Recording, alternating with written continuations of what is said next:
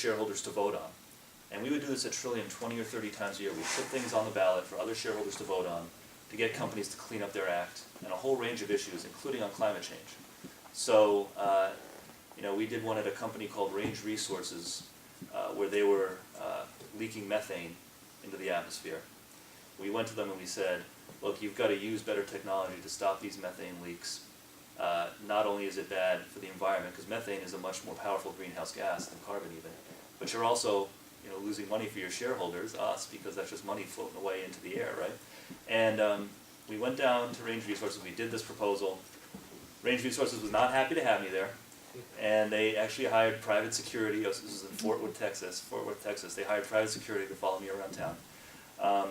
But the point is, we should be voting our shares in a way that will get, as a state, we should be voting our shares in a way that will get companies to behave more responsibly on a range of issues, including climate. So, adding a fossil fuel-free option to the defined contribution plan, making sure that we're voting our shares in a way that is aligned with a more sustainable future. Finally, on the defined benefit plan, listen, we just came through a very difficult, unfair, infuriating period in the history of our state's pension system. People who have spent their whole life, who have given us their lives, teaching our kids, running into burning buildings, keeping our streets safe, and we're relying on that pension to be there for them, and who, by the way, never missed a payment on their end and always held up their end of the bargain. They just had to go through this very difficult and ultimately unfair experience of having those promises taken away due to years and years and years of mismanagement. And as treasurer, my first responsibility has to be to make sure that they never have to go through that again. So every investment decision that I make will be to make sure that we're doing everything we can to get our pension system funded to a healthy level. So I can't make broad promises about, investment strategies, according to any sort of political goal, no matter how much I may agree with it. What I can do is say that, look, every investment decision that I make will be what's in the best interest of the people in the retirement system, and that we're going to consider a wide range of risks when we make our investment decisions, including environmental and social risks. But those aren't the only risks we'll consider. We'll also have to, consider financial risks as well. So because we're pressed for time, I just want to clarify. So as I understand it, your position is you would like an option in the defined contribution plan for fossil free, but you're opposed to doing a divestment in the defined benefit portion, or maybe you have yet to decide whether you think you want to do a divestment in the defined benefit portion, but if you do, you want to do it not from a political perspective, but from a fiduciary perspective. Every investment decision that I make will have to be, should be, must be, whatever's in the best interest for getting our pension fund healthy again, so that we don't have to go through another 2011. As a result of that, I can't just make broad promises about investment strategy years out. All right, so I would like us to move on to Sharon's question. Which kind of segues right into that. Before the current treasurer took office, the fund was consistently beating average returns of comparable plans. But since then, it hasn't. The returns have been terrible. And I believe that one of the main contributing factors is the fact that she has chosen to invest heavily, like $1 million of the pension assets, into hedge funds. You just kind of said that you would consider investments like that if it was for the best of, the fund.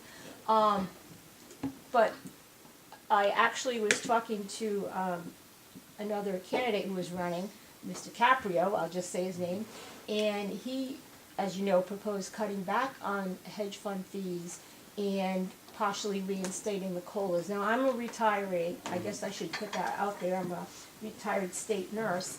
And as a retiree, I just want to know if I can count on you to end this practice, help us get out of the hedge funds and private equity ventures and stop paying so much money in fees to these Wall Street money managers. Yeah, so let me start by saying this. You're right that our investment performance has been lackluster compared to the median of other state pension systems. But that underperformance actually goes back many years. That's not a recent development, if you go back and look at the numbers. And no, it is. I mean, if you look at, under Treasurer Raimondo's predecessor, we underperformed the state median 3 out of 4 years then too.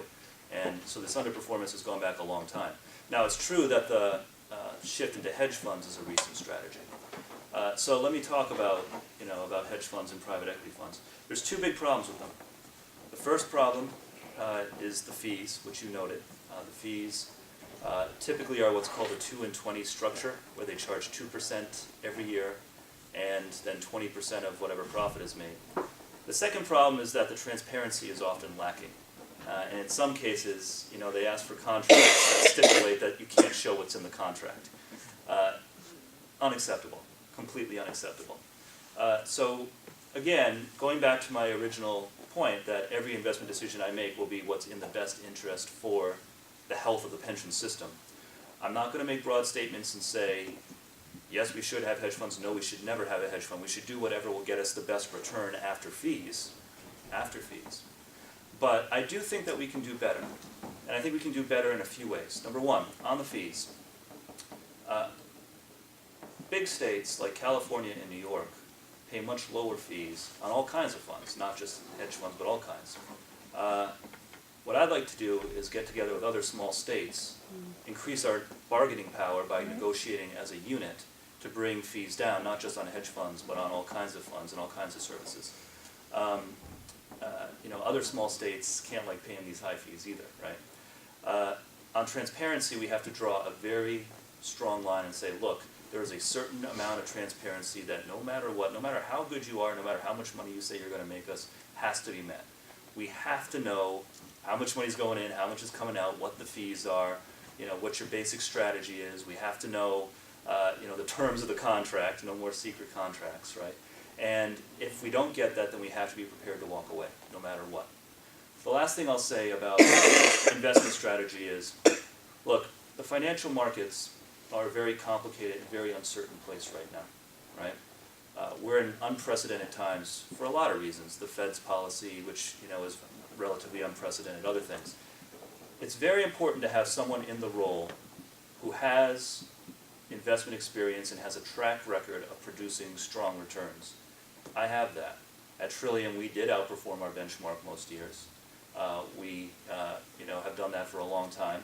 I was on the committee that oversaw the investment policy of our firm. I was in charge personally of overseeing over $100 million in investment positions. I'll be starting on day one, knowing how to get the best possible risk-adjusted returns for the pension system, net of fees, after fees, which is a key point. And that's what that's why I'm running. It's a big part of why I'm running, and that's what I'll be able to do. So just to clarify, you are not necessarily opposed to using hedge funds, but you would like to negotiate for lower fees. Well, again, you never want to make like a blanket statement and just take a tool out of your toolbox and say I'm never going to use that tool no matter what. There may be times when it's appropriate to have some hedge funds in the mix if they give you the right transparency and you can negotiate on fees and they give you a good return. But that doesn't mean that hedge funds are always good or always bad. It just means the tool should be in the toolbox and that you can't back down from being tough on negotiating over fees and negotiating over transparency. So would you consider Raimondo's moves to have been a good idea? I think the performance of the pension system over the last several years speaks for itself. We can do better. Okay. And Gus had one question, then we'll open up the floor. Yes. Thank you. In recent years, the taxes have been lowered for the rich above $250,000 down to, I guess it's something like 5.99% now. And many of us would like to see it go back up to 9.99 or maybe even higher.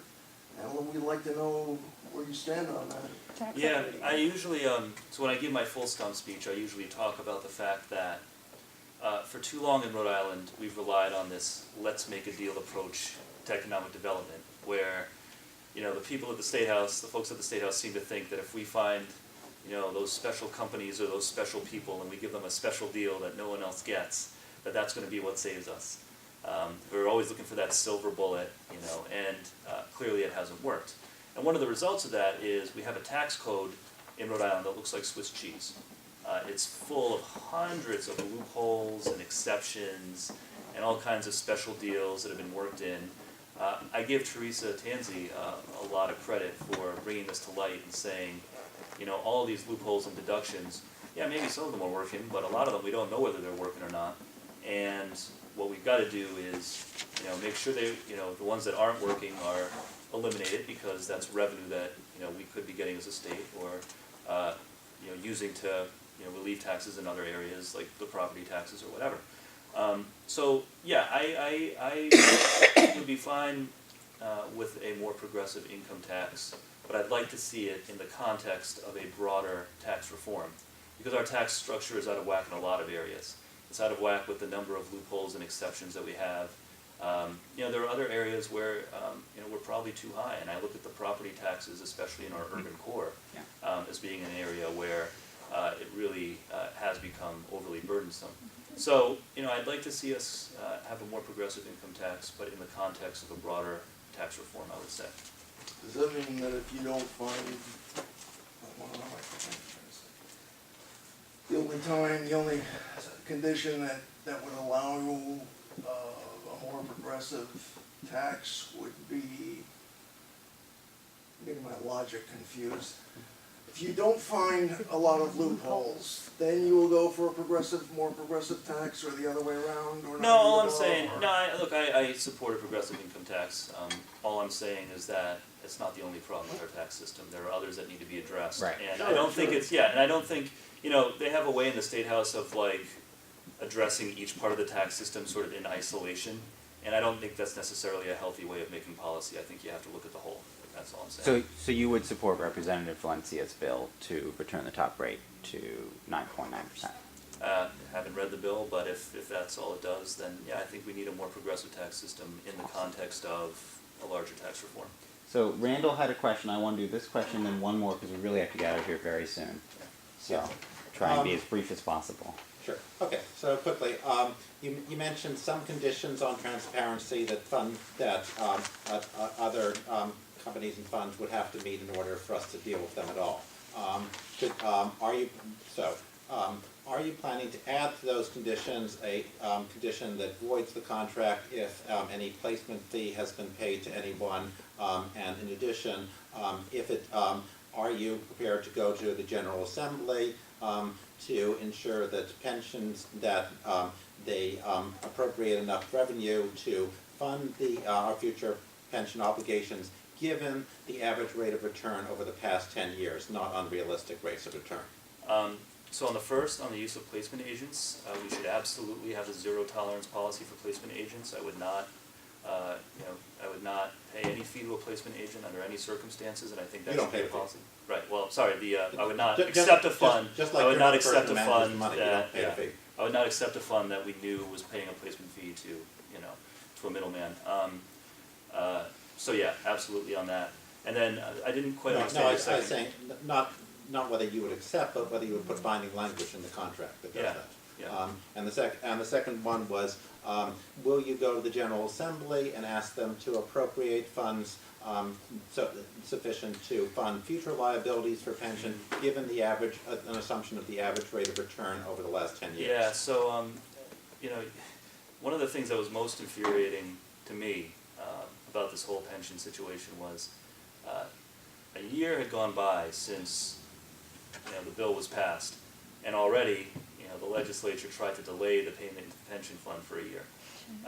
You know, not a year had gone by. And what was interesting, because what you saw was the unions and you saw Treasurer Raimondo actually come together and go to them and say, you can't go back to doing this kind of thing again. Like, you can't go back to delaying payments, missing payments, paying at any less than the full ARC, the full, you know, annual required contribution. So yeah, and in a similar vein, I agree with Governor Chafee on a lot of things, but one area where I do disagree is this new proposal to not require that state surpluses go into shoring up the pension system. I think until the system is healthy, that is where our surplus dollars should go. So, if I understand your question, yeah, I mean, of course, the General Assembly should always meet their required contribution You're on talking time. about ARC. I'm talking, Yeah. ARC is based on an unrealistic rate of return. I'm talking about funding sufficient to meet future pension obligation given the actual average rate of return over the past 10 years. I mean, the state surplus thing is nice, but the way the General Assembly manages our economy, we're not going to have a surplus anytime soon. So Yeah. I'm not talking about ARC. I'm talking about sufficient to make. So you'd like the assumed rate of return to be lower? Is that what you're saying? Yeah, of course. Okay. Well, we can have a discussion about that offline. I think that the 7.5% assumed rate is aggressive but achievable. It's definitely not, a breeze to get there, which is why I avoid making blanket statements about investment strategy. But at this point, I think it's aggressive but achievable is what I would say. But we can. Do we have can just one continue more offline. question, then we Can I have ask to a head quick question? out? I Very quick. okay, very quick. Minimum wage, what do you think it should be in Rhode Island? I absolutely support raising the minimum wage on a expedited timetable. I don't have a specific dollar amount in mind, but I will say this: if we're saying as a country that 1010 is the appropriate level nationwide, the cost of living in the Northeast is higher than in most places, so it would stand to reason that we should have a rate that's higher than the federal minimum that applies in a place like Louisiana, where I used to live. And so, very quickly, a question for Jeremy. This will be the last question. Yeah. Also, a little off topic from the treasurer directly, but it's a statewide elected position, and you have experience as an educator. Would you be willing to speak out on issues of education as state treasurer, say when it comes to issues of the state funding formula and various requirements like kneecaps? Yeah, so I'm always happy to talk about my experiences as an educator and what I learned from them, and the opinions that I've developed as a result of my experiences. In terms of what I will do from the Treasurer's Office is a financial role, so I think that the way that I can have the biggest impact on education is through finances, through making sure, for example, that there are adequate funding set aside for school facilities and construction, which we've had a moratorium on for way too long. I expect that those are the types of education issues that I'll be most active on, just because those are the ones that relate most to the job that I'm going to be occupying. But again, these were experiences that were formative on me, and I'm very willing to offer my experiences and the lessons that I've learned from them. Thank you. All right, thank you so much for coming in. I know this is a really busy schedule for you.